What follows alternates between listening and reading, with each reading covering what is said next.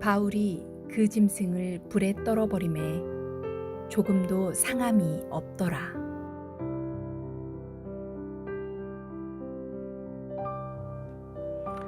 바울을 태운 배는 지중해의 풍랑 가운데서 약 900km를 항해하여 드디어 한 섬에 도착하였습니다. 그 섬의 이름은 멜리데라고 불렀는데 지금의 말타 섬입니다. 이탈리아 시칠리아 섬에서 남쪽으로 100km 떨어진 곳에 있는 작은 섬입니다. 바로 그 섬의 북동쪽 해안의 작은 항구로 바울이 탄 배가 파손되어 들어왔습니다. 14일의 사투 끝에 겨우 도착하였기 때문에 배에 탔던 모든 사람들은 몸도 마음도 완전히 지쳤습니다. 게다가 우기였기 때문에 날씨는 쌀쌀하고 비도 추적추적 내리고 있습니다. 최악의 상황이지요. 다행히 멜리데에 살던 원주민들은 친절한 사람들이어서 난파된 사람들을 불쌍히 여기고 영접하고 불을 피워주었습니다. 하나님의 사람 바울은 무엇을 하고 있었을까요? 그는 숲속에 들어가서 장작을 모아 불 피우는 것을 돕고 있습니다. 앞서 배 안에서도 그는 다른 사람들을 돌보아 주었는데 섬에 도착해서도 그 일을 계속하고 있는 것입니다. 그는 복음을 전하여 다른 사람의 영혼을 살리는 것뿐 아니라 실제로도 다른 사람을 돕고 배려하고 고생하는 이타적인 삶을 살았습니다.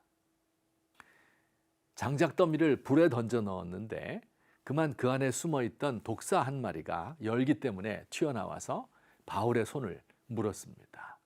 함께 있던 원주민들이 놀랐습니다. 그리고 생각했죠. 이 사람은 진짜 큰 죄를 지은 사람인가 보다. 바다에서 겨우 구원을 받았는데 독사에 물린 것을 보면 정의의 여신이 이 사람에게 벌을 내리는 것이 틀림없어. 그런데 이게 웬일입니까? 바울은 아무 일도 없었다는 듯 손을 흔들어 그 뱀을 불에 떨어버렸습니다. 사람들은 손에 독이 올라 퉁퉁 부어서 고통당하다가 쓰러져 죽을 줄 알고 쳐다보고 있는데 아무런 이상이 없었습니다. 마가복음에 이런 말씀이 있습니다.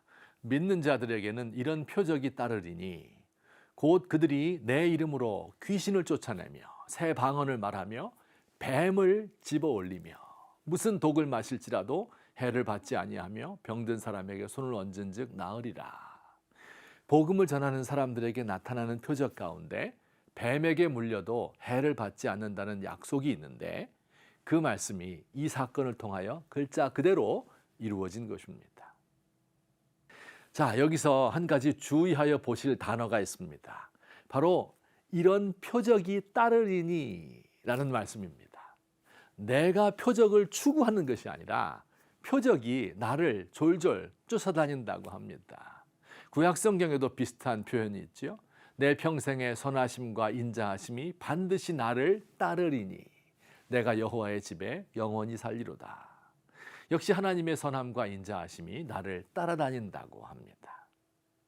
따라온다는 말이 무슨 뜻입니까? 혈혈단신으로 자란 총각이 결혼을 했답니다. 결혼을 했는데 아내만 얻은 것이 아니라 장인 장모님이 따라왔습니다. 아내가 그 장인 장모님의 무남동녀 외딸입니다. 장인 어른에게 부동산 상가 건물이 몇 채 있어서 그걸 딸 사위에게 넘겨주려 합니다. 상가가 따라왔지요. 알고 보니 매출 수백억 되는 회사도 하나 있는데 그 경영권도 사위에게 준다고 합니다. 이 사람은 아내를 얻은 것뿐인데 장인 장모님과 상가와 회사가 따라온 것입니다. 이게 따른다는 뜻입니다. 우리는 하나님이 시키는 일을 한 것뿐인데 사람이 따르고 재물이 따라옵니다. 이게 신앙생활입니다. 신앙인은 자신의 이익을 위하여 이기적인 삶을 살지 않습니다. 복음을 위하여 헌신적으로 일하고 고통당하는 사람들의 삶에 참여합니다. 그러면 우리 주님께서 우리에게 표적이 따르게 하십니다. 하나님의 선하심과 인자하심이 따르게 하십니다. 달라고 간구해서 억지로 얻는 것이 아니라 하나님께서 당신의 일을 하는 이들에게 따르게 하십니다.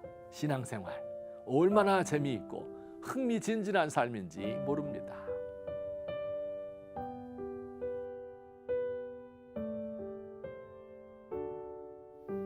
하나님, 저는 이기심의 감옥에 갇혀 주님의 세계를 잘 알지 못합니다. 자아의 작은 골방에 갇혀 사람들을 위하여 한 발도 앞으로 가지 못합니다. 자아의 굴레를 벗어버리고 신앙의 세계로 훨훨 날아오르기 원합니다. 주님의 도우심에 나의 근심을 모두 맡기고 그 안에서 주 안에서 참 자유를 맛보게 해주세요.